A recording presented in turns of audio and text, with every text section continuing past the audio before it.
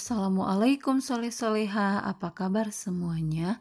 Mudah-mudahan kita selalu dalam keadaan sehat walafiat. Baiklah soleh-soleha, sebelum kita menyimak video pembelajaran hari ini, jangan lupa membaca doa terlebih dahulu. Mari kita membaca doa bersama-sama. Bismillahirrahmanirrahim. Robbi zidni ilman warzuqni fahman. Baiklah soleh-soleha, di video pembelajaran kali ini kita akan belajar tema 3, subtema 3, pembelajaran 1, bahasa Indonesia, IPS dan IPA. Disimak ya baik-baik soleh dan soleha. Untuk muatan pelajaran bahasa Indonesia, kita akan belajar tentang mengidentifikasi kosakata baku dalam teks eksplanasi.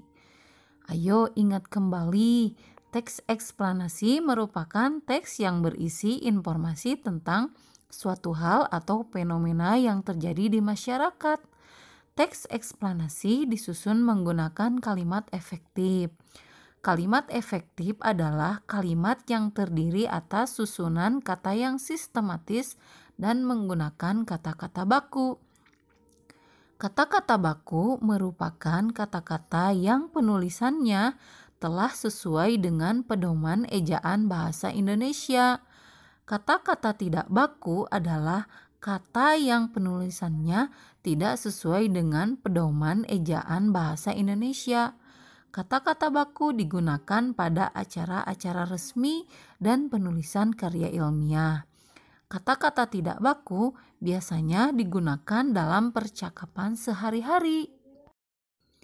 Selanjutnya, muatan pelajaran IPS tentang peran teknologi dalam perubahan masyarakat di bidang ekonomi. Teknologi mempunyai peran penting dalam perubahan masyarakat. Kemajuan teknologi membawa perubahan pada berbagai bidang kehidupan. Salah satunya adalah perubahan dalam bidang ekonomi. Saat ini, kegiatan ekonomi yaitu produksi dan distribusi sudah menggunakan teknologi yang maju.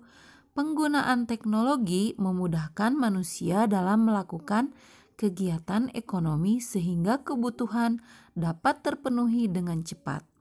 Peran teknologi dalam perubahan masyarakat adalah sebagai berikut.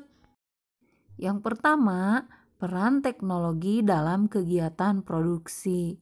Sebelum adanya teknologi, masyarakat melakukan kegiatan produksi secara tradisional. Petani memanfaatkan tenaga kerbau atau menggunakan cangkul untuk membajak sawah. Setelah panen, padi ditumbuk menggunakan alu dan lesung. Kegiatan ini membutuhkan tenaga lebih besar dan waktu lebih lama, sehingga pemenuhan kebutuhan memerlukan waktu yang sangat lama. Saat ini, sebagian besar petani sudah menggunakan teknologi dalam bertani. Petani menggunakan traktor untuk menggarap sawah. Mereka juga menggunakan mesin penggilingan untuk mengolah padi menjadi beras. Teknologi tersebut memudahkan kegiatan produksi padi. Pekerjaan petani pun menjadi lebih ringan dan cepat selesai. Teknologi mengubah cara yang selama ini dilakukan oleh para petani. Sebelum adanya teknologi, petani bekerja sama untuk membajak sawah. Masa panen diputuskan melalui musyawarah. Semenjak ada teknologi, budaya kerjasama dan musyawarah mulai hilang. Petani dapat membajak sawah sendiri menggunakan traktor. Yang kedua, peran teknologi dalam kegiatan distribusi. Kemajuan teknologi juga berperan besar dalam kegiatan distribusi atau penyebaran hasil produksi. Salah satunya adalah berkat kemajuan teknologi transportasi. Kegiatan produksi seperti pertanian dan industri biasanya berada di luar perkotaan. Hasil produksi seringkali hanya dapat dinikmati oleh warga sekitarnya. Warga di wilayah lain membutuhkan waktu yang lama untuk dapat menikmati hasil produksi tersebut. Hal ini disebabkan pengangkutan hasil produksi masih terbatas hanya menggunakan alat transportasi sederhana seperti pedati, beca, atau sepeda. Keadaan ini menyebabkan barang menjadi langka. Kebutuhan masyarakat tidak semuanya dapat terpenuhi. Setelah sarana transportasi berkembang pesat, para produsen dapat menyalurkan hasil produksi ke berbagai wilayah. Mereka memanfaatkan kemajuan sarana transportasi seperti mobil bak terbuka untuk mengangkut hasil produksi seperti sayur, buah, padi, dan jagung. Hasil produksi tersebut disalurkan ke pasar-pasar sehingga kebutuhan masyarakat dapat terpenuhi. Selain kebutuhan warga dalam negeri, kemajuan sarana transportasi juga berpengaruh terhadap pemenuhan kebutuhan masyarakat luar negeri. Hasil produksi dalam jumlah besar didistribusikan ke luar negeri menggunakan kapal. Kapal besar dapat mengangkut barang seberat ratusan ton serta menempuh jarak jauh. Kemudahan proses distribusi membuat masyarakat dapat memperoleh kebutuhan dengan mudah. Akibatnya, perilaku konsumtif pun meningkat. Berikutnya, muatan pelajaran IPA tentang menjelaskan persamaan dan perbedaan rangkaian seri dan paralel. Nah, di pembelajaran sebelumnya kalian sudah membuat rangkaian listrik secara seri dan paralel. Rangkaian listrik dibagi menjadi dua jenis, yaitu rangkaian seri dan rangkaian paralel. Rangkaian seri merupakan rangkaian listrik yang hanya memiliki satu aliran edar saja atau tanpa cabang. Sedangkan rangkaian paralel merupakan rangkaian listrik yang memiliki aliran listrik lebih dari satu aliran edarnya atau ada cabang. Ada persamaan dan perbedaan antara rangkaian listrik seri dan rangkaian listrik paralel. Berikut adalah persamaan antara rangkaian seri dan paralel.